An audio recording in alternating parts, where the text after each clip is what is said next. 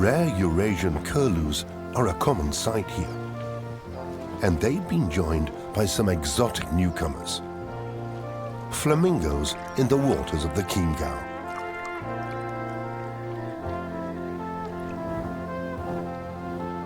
Like all the wildlife here, they have to deal with violent stormy weather more frequently. What does the future hold for this extraordinary natural region?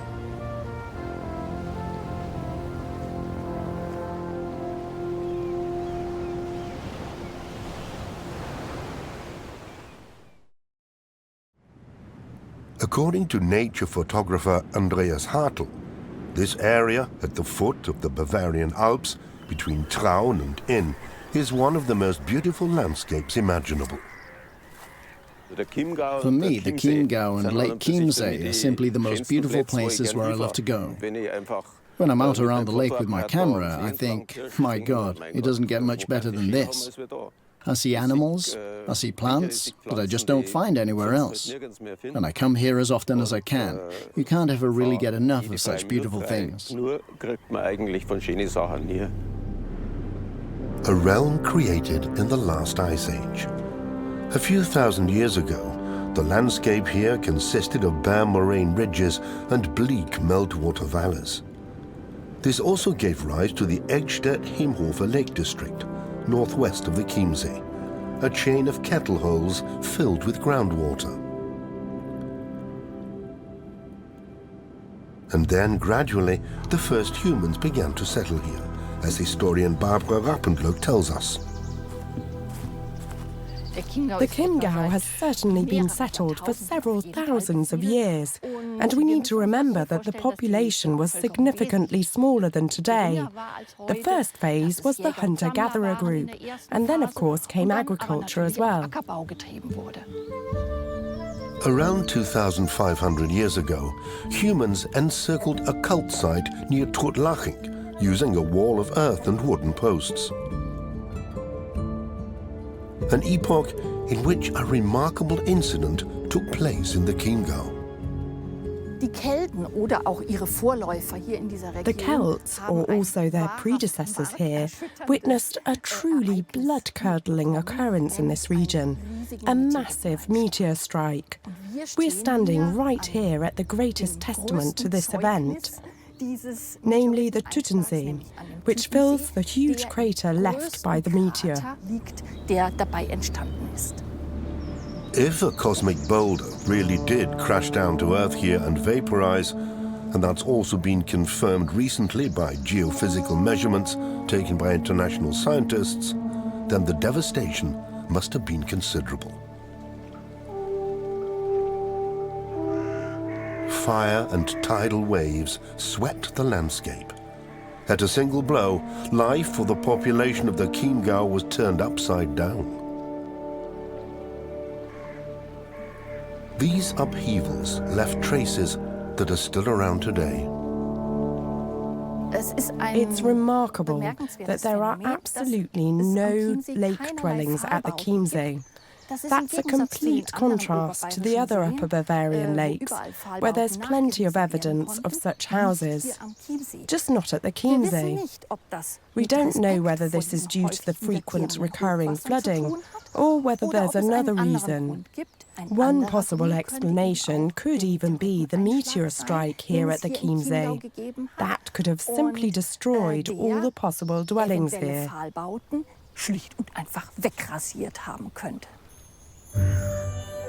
Meanwhile, however, there is a kind of lake dwelling at the Chiemsee, the boathouses, and the constant change that happens here assigns every lake resident a place. In autumn, vast numbers of fish seek shelter under the houses, shelter from all kinds of predators looking to fatten themselves up for the winter. In the past, shoals of young fish used to hide under fallen trees in the water, but there's none of them left.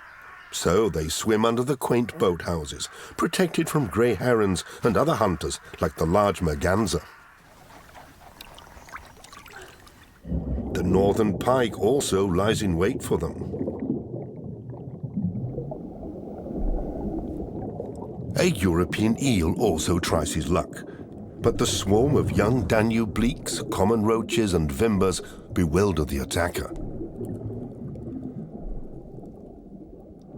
The large merganser is an expert fish eater, thanks to its hooked, serrated beak. A bird like this needs 300 grams of fish per day, which must be painstakingly sought out and caught. Here, on the other hand, is an opportunist.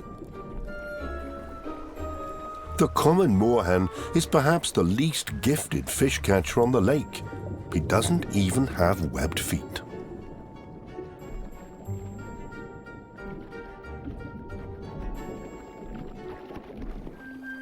But he has a big appetite. Just like the great crested grebe, which thanks to having lobed toes can swim and dive.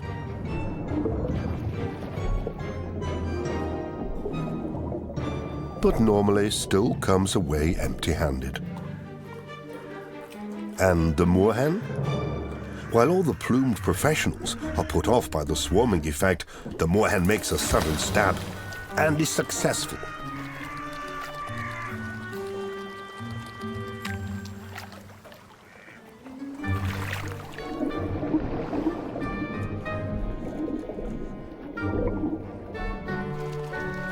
But it's not only the animal life that's attracted by the charms of the Chiemsee. Today we wanted to go swimming actually, and I've never been here, although I'm a local, so I'm taking a look today. And then I want to take a dip in the water and go for a drink. The best place in the Chiemgau really is Feldwies. That's a must-see. It's just great. You have everything here that you need, so I really love this spot. I've also found my home here. The view is beautiful, the people are friendly, the water is mostly actually nice. I think the Chiemsee is just awesome. At almost 80 square kilometers, the Chiemsee, at the heart of the Chiemgau, is the third largest lake in Germany and has always been enormously popular. The lake islands are major attractions, with monasteries and royal palaces drawing hundreds of thousands of tourists each year.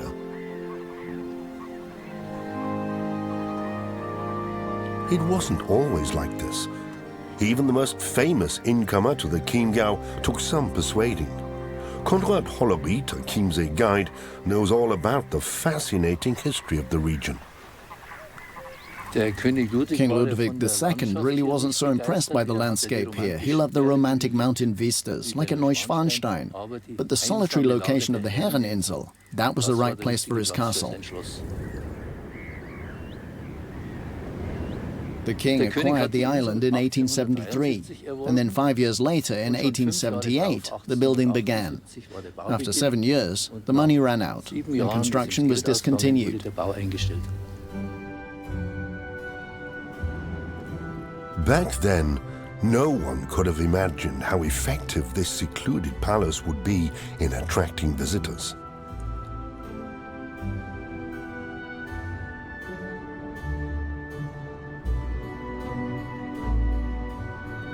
Long before the King of Bavaria, and even before the time of the Celts, the first people had settled in the Chiemgau.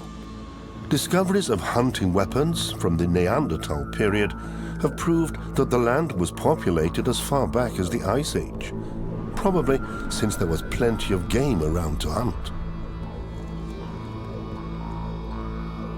During the Bronze Age, one of the most important trade routes out of the Alpine foothills came through here. New types of tools and weapons were being fashioned from bronze, and a new era was beginning.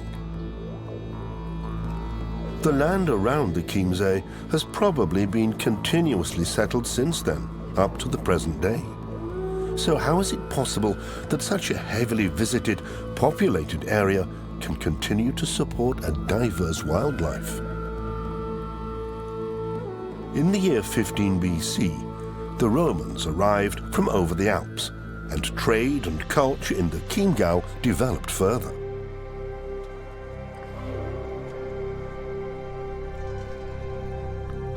Nature, however, kept on presenting the human settlers with challenges. The early humans attached great importance to natural phenomena, in particular exceptional incidents, as they had to try to somehow integrate these into their view of the world. What we explain through scientific theory today had to be built into a holistic worldview and belief system back then. Which is not to say that certain celestial events today leave us completely unmoved. At a so-called blood moon, the Sun, Earth and Moon are aligned, and our blue planet throws a shadow over the Moon. Because the light of the Sun is refracted in our atmosphere, the light which reaches the back of the Earth throws mostly long-wave red residual light onto the Moon, until the Moon moves out of the complete shadow of the Earth after an hour or so. Our fascination for such events is unchanged, even if we know today that there is an ultimate explanation for all natural phenomena, like for the autumnal coloring of leaves, which occurs when trees break down their precious chlorophyll. When the tree finally sheds its leaves, it's making provision for the arrival of the cold season, when there is a lack of available water. A 100-year-old beech tree evaporates around 400 liters of water per day, something the tree tries to avoid in winter. While many life forms are preparing themselves to survive the winter, right now others are concentrating on breeding, the brown trout, for example. A male with his spawning hook mouth or kype, and a smaller female float beside their self-built breeding lair. They're literally quivering with excitement. Brown trout are among the autumn spawners, attracted by falling temperatures in the already cold water of the foothill streams. They beat the breeding lair down even further. Then suddenly, they release their roe and milt into the water. The fertilized eggs sink down into the ground, which has been loosened and scoured by the beating of the fish. The fish species that appear in the waters of the Chiemgau are not the same ones as before. This time, it's not celestial events, but rather the actions of humans which are to blame for the changes. Fish have been intentionally introduced to the region, including non-native species such as the eel. Others, such as the Rutilus maedingeri, have died out. Their spawning grounds have disappeared through siltation and pollution, like here in the River Alz. Today, professional fishermen stock the lake with rare fish, even if they're of no economic importance. In the last few decades, gamekeeping and preservation concepts have been increasingly combined as a beneficiary interest. Attitudes towards the bird life have also changed significantly. While in the past, common buzzards and ravens were seen as pests and mercilessly persecuted, today the fishermen toss a treat or two onto the bank for them. Live and let live. Our respect for nature has increased, to the benefit of many animal species. Winter is coming. The Chiemgau landscape is blanketed in snow. This season also brings with it a noticeable change. Winters are becoming milder and snow levels falling. Scenes like this are far less common. More and more species are adapting to the changing climate and spending the winter here, like the great white egret or the Eurasian curlew.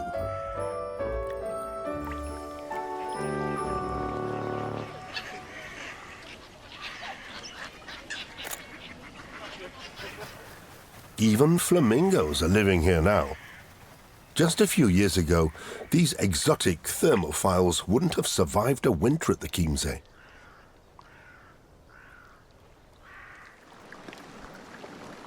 Historic footage from the 1970s shows how much harsher the cold periods were at the Chiemsee not that long ago.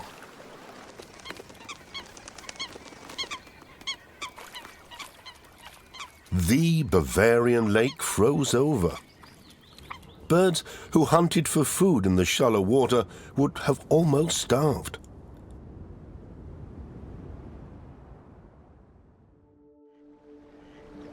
Today, searching for ice on the Chiemsee is mostly in vain. The flat rays of the winter sun illuminate these strange boulders, which slightly resemble organs. These so-called Hirnsteine, or brain stones, get their furrowed surfaces from blue-green algae, which form and also feed on limestone.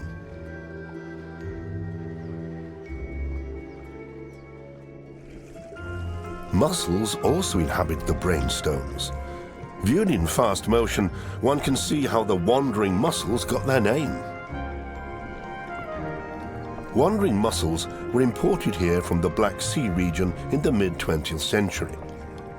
They quickly expanded over the entire lake, much to the delight of the many water birds.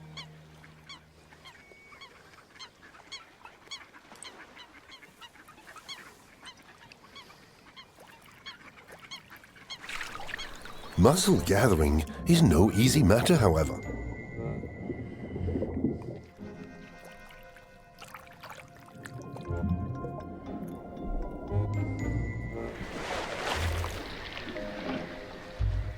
Using sticky byssal secretions produced by a special gland, the mussels anchor themselves to the rock.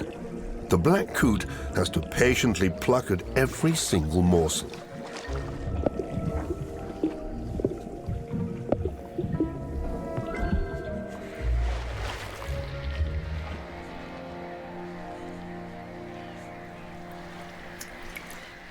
Flamingos don't eat mussels. They filter plankton from the water.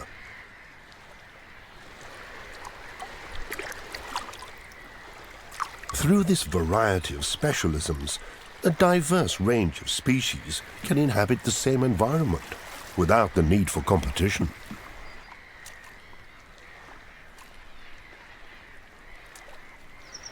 Competition rather occurs between animals from the same species. Black coots fight mercilessly when a rival suitor appears.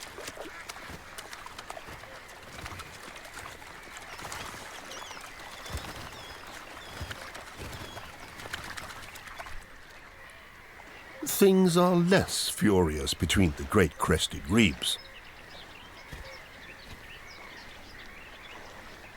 Over 320 types of bird have been observed at the Chiemsee. Around half of them also breed here. While many birds migrate in winter, other Chiemgau inhabitants can be encountered the whole year round. Even if some of them are sometimes pretty well hidden.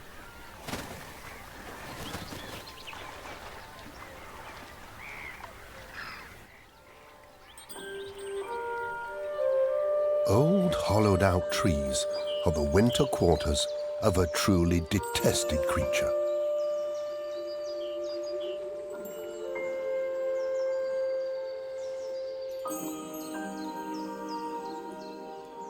It seeks shelter from hungry birds in dark cracks. A female mosquito has slept out the winter in a rigid state. Now she wakes up along with an estimated 250 million of her co-species around the lake. The mosquito copulated the previous year. Now she begins to lay her eggs and procreate.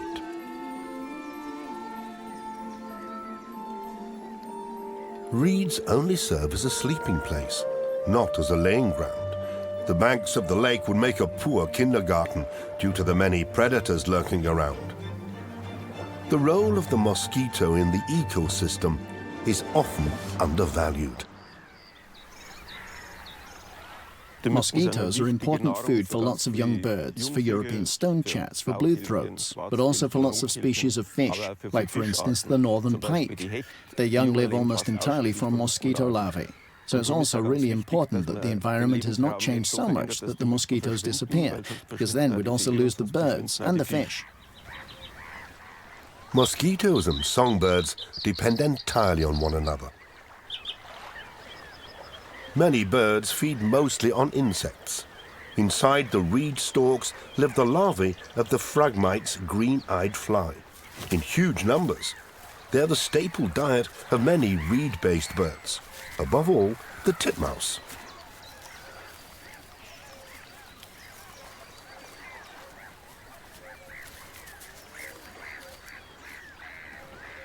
The blue throat also only sings in places with enough insects around to eat.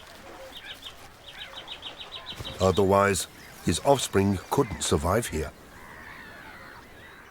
Insect life around here has really deteriorated considerably. You notice it also because the insect-eating birds like our swallows, for example, they're really in decline. You notice it on cars. In the past, after 100 kilometers, the windscreen was covered in insects. Today you can drive 1,000 kilometers and the screen's totally clear. At some point, the migratory birds won't come here anymore either. They'll wonder why they should bother flying from Africa to Central Europe when there's no more to eat here. Then there just won't be any swallows left. There are still swallows at the Chiemsee, however. You can still hear the chatty twittering of these feathered charmers from their roosting areas. Sometimes in places where their little waste packages aren't totally appreciated.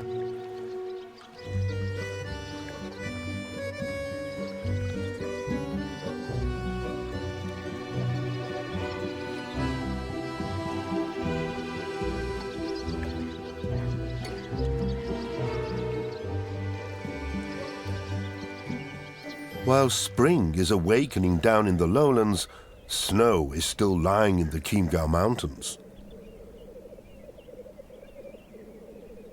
The black grouse lives here. Just a few decades ago, the cooing noises of the mating grouse could also be heard in the marshes around the Chiemsee. But those days are over.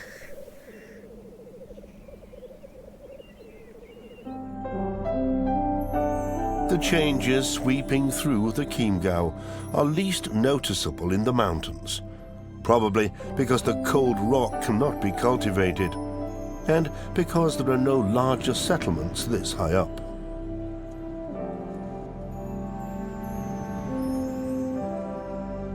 Time seems to stand still here.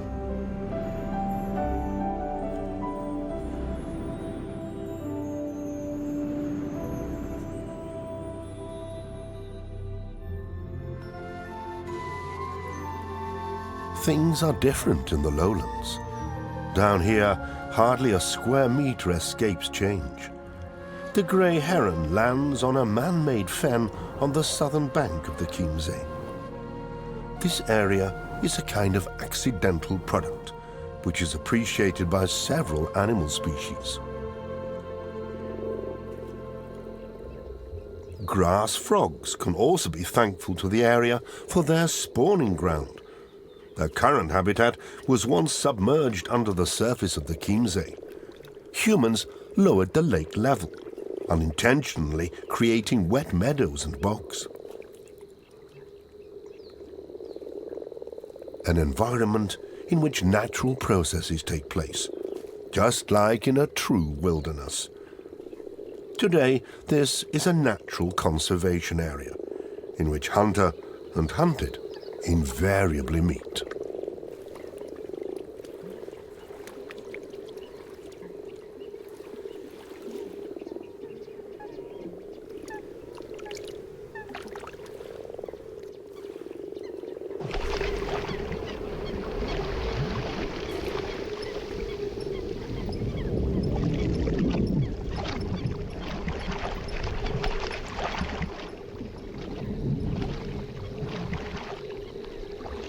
Hard to take for amphibian lovers, but in an undamaged habitat there are enough frogs.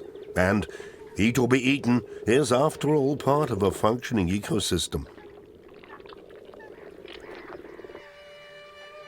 For the mosquito female, the end is in sight. Areas of shallow water, which are only sometimes filled, are ideal for laying eggs, as there are no fish around and hardly any other predators. Only swamp plants, like reeds, compete for nutrients.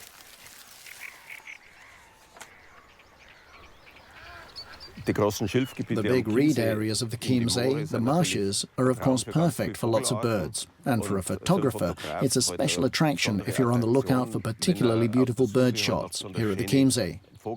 Whether that's the marsh harrier, the blue throat, or something really special, the little bittern, which you can still find in the reeds at the Chiemsee.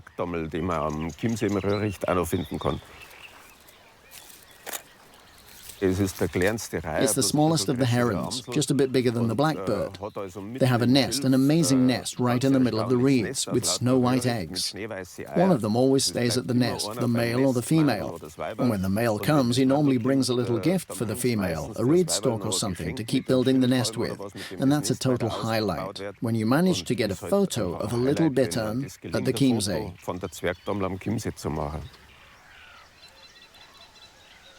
Little bitterns and harvest mice.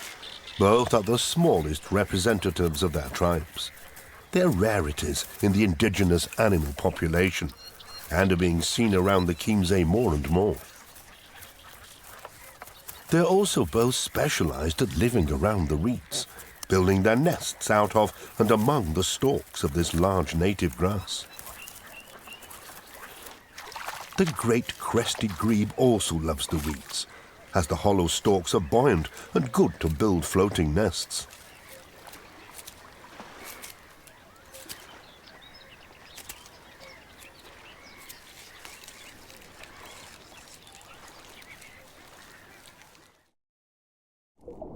Small fish, such as the European perch, form the basic diet of the grebes. Only in places with abundant food sources can species further up the food chain also reproduce.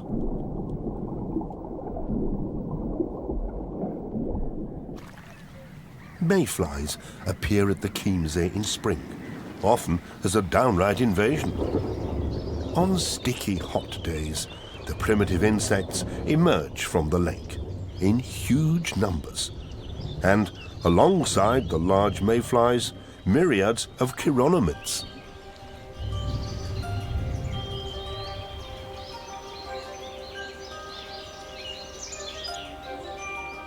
On a few days in spring, the sky truly darkens when the insects take off on their evening mating flights.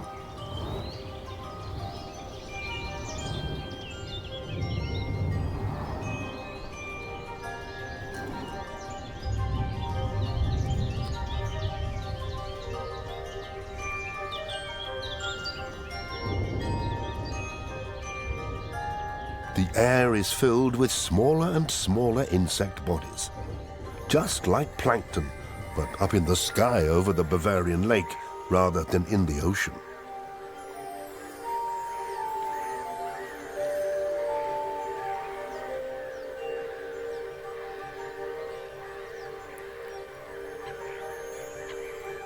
In the evening, the importance of this mass invasion for the ecosystem is displayed. Mayflies lay their eggs on the surface of the water. Many lake dwellers have been waiting for this, as they can now almost effortlessly eat their fill.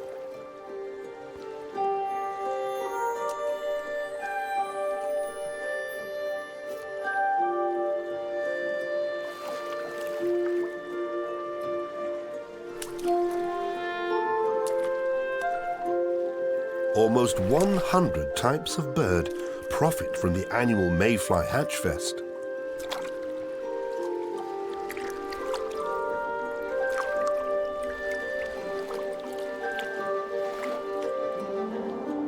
Yet it's not only the birds that benefit from the generous offer. The impending darkness of night lures some ravenous beasts from the depths.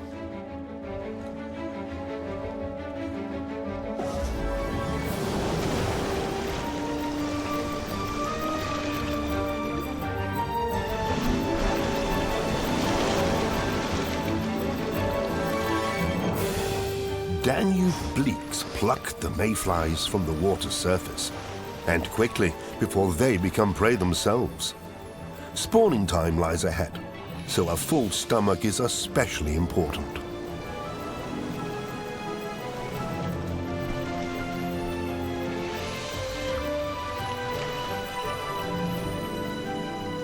All this is played out in a cultural landscape steadily populated since the Ice Age.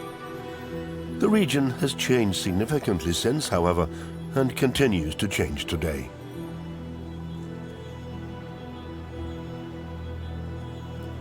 But the change has occurred so gradually that the plant and animal life has kept up and adapted.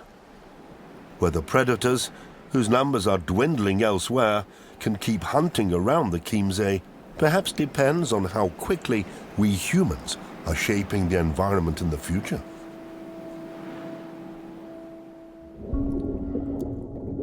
The most dangerous of the predators is the northern pike.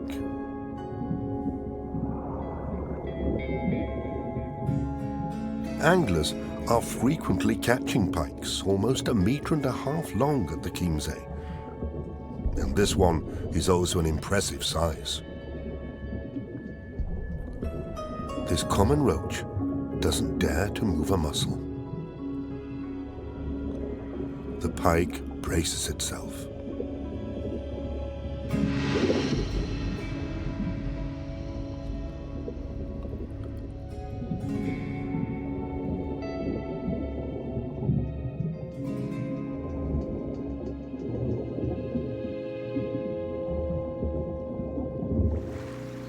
Evening meals are also being eaten on the banks. Under piles of branches, twigs and silt lurks the offender who spares neither the bankside promenade nor the bathing beach in his relentless pursuit of trees. Only recently have beavers returned to the Chiemsee. For 100 years, the giant rodents were considered extinct in the region. But now, numbers here are increasing again.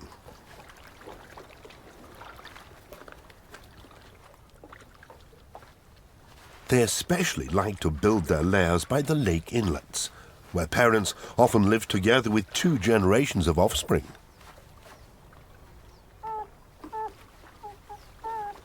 The living quarters inside the lair are almost 1 meter across and 0.5 meter high, and the offspring are snug and warm here in any weather. Will the beavers once again remain part of the animal world around the Chiemsee? That depends not least on the acceptance of local residents, who now and then have to endure the odd poplar or willow tree falling into the water. Anyway, many people have indeed become rather more tolerant. At least the days are long gone when fish stocks were plundered and great crested grebes were hunted down as competitors. Especially because the Chiemsee has plenty of fish. 50 million whitefish alone are bred at the Chiemsee every year and released into the water. And simply fishing the lake empty is not quite as easy as it was before. The lake actually had a higher water level in the past, in medieval times. That's because the Chiemsee fishermen blocked the water from running off using a so-called weg. This was a barrier made from alder bushes, a kind of large weir. So the fish were caught, but the lake water was also chocked off. This was then forbidden. After the lake was gradually fished empty, a set of regulations were put in place under Duke Heinrich the Rich, who was responsible for us back then.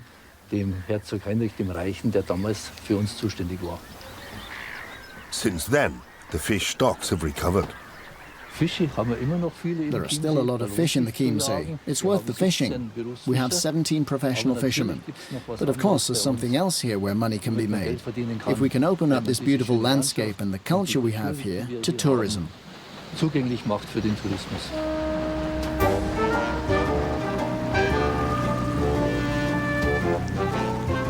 Visitors to the Chiemgau can enjoy culture and nature and splash in the warm water of the Chiemsee, a virtually unique experience. Like here in the shallow waters by the ex-Roman settlement of Bavaria, present-day Zeebrugg.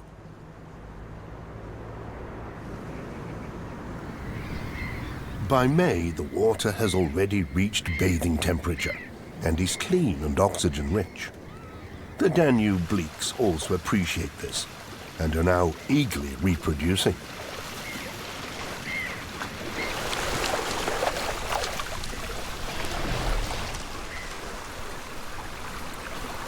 They lay countless millions of eggs within a single week in the loose gravel bed.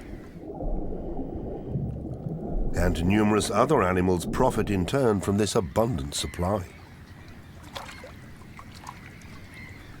Since ancient times, ducks have gorged themselves on Danube bleak caviar during this time of year, on a changing lakefront. Yes, the lake has changed dramatically. Right after the melting of the glacier, the Chiemsee was 4 times as big as today. Bit by bit, the lake has silted up, so that we only have 80 square meters of water surface left, compared to around 300 right after the Ice Age. The Tiroler Aachen is the main tributary of the Chiemsee and discharges more than 300,000 cubic meters of suspended load and gravel into the lake each year. As a result, the lake will gradually fill up and at some stage disappear. This gravel comes from the Chiemgau mountains, and although humankind has engineered the flow of the Aachen, the load keeps on coming. It's not only this natural silting through the tributaries that's changed the lake, but humans have also interfered. People have actually lowered the water level. They hoped that they'd create agricultural land, but what has actually been gained? First of all, a large marsh around Grebenstedt, which was very unhealthy for the inhabitants at the beginning, because a huge infestation of mosquitoes developed, which even led to malaria.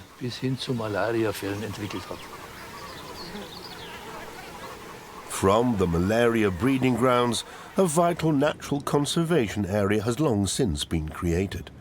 Marshes like this are rare these days.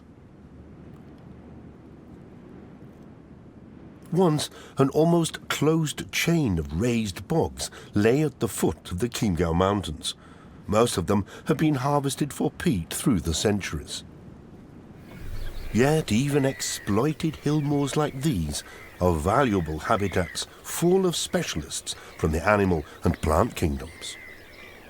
From dry peat, as is found in dehydrated bogs, the heather grows especially well, bursting with purple blossom in summer.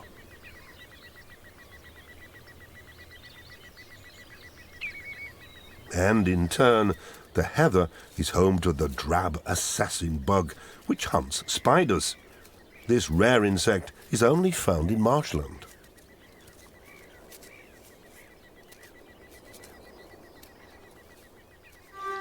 The carnivorous sundew plant is notorious for gaining its necessary nitrogen from insects, allowing it to survive in the nutrition-deficient peat soil.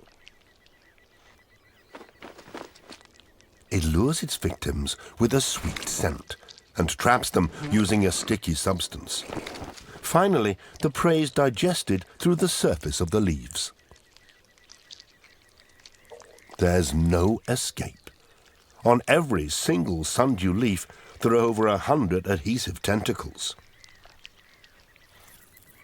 The black bog ant takes advantage. A relic of the Ice Age, it can still be found in some Chiemgau marshes. Black bog ants don't hunt much for themselves. They'd rather plunder the sticky tentacles of the sundew plant. 2/3 of the trapped insects are robbed by the ants. An astonishing diverse range of creatures exists in the small pools and ponds which glitter on every marsh.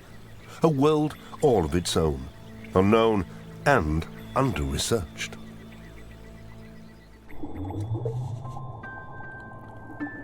A water flea scuttles over a minuscule root, which is being used as a nursery for water mites.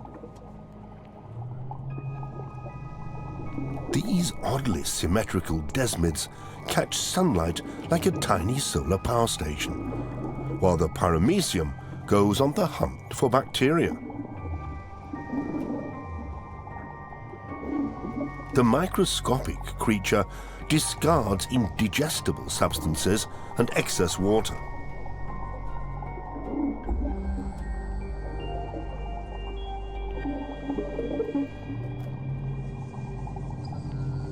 Another miniature predator lurking in the dark marsh pool is the ciliates.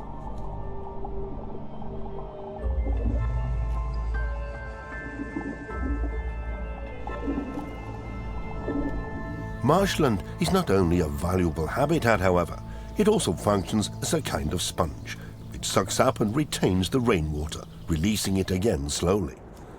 Fluctuating water levels have always been a part of life at the Chiemsee, from its formation around 10,000 years ago by a dying glacier, and ever since, when it has continuously shown its own power as a considerable force of nature. The majestic lake has always inspired awe. The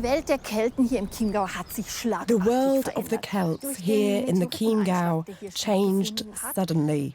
With the meteor strike here, the forests burned down, ashes were hurled into the atmosphere, and then it rained down with acid rain.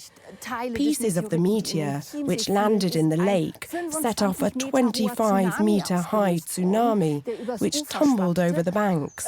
So this region has seen a lot of action. And that could have something to do with the old saying that the Celts feared nothing except the sky falling on their heads. The sky over the Chiemgau is unlikely to fall on anyone's head, but the current changes in the region are nevertheless profound. Just how the Chiemgau and the Chiemsee will develop over the next decades, or even the next centuries, no one can say. But it's important that people get their priorities straight and accept that the Chiemsee, the Chiemgau, is our major resource, and we want to keep it that way. This would be a very good approach for the future. Some of that fate doesn't rest in our hands, however. In the Chiemgau region, there is almost twice as much rainfall as the German average. Flooding is more and more common. Submerged forests, piles of broken branches and trees, pure chaos. But many creatures continue to find the most marvelous strategies for survival. European fire ants, forced out of their nest, drift across the meadow like shipwrecked sailors, protecting their queen on all sides. There are also losers, however. A little ringed plover's eggs fall victim to the wet and cold. Landscape, nature, climate. The change continues. Hopefully not so fast, so that humanity and the animal kingdom can continue to keep up.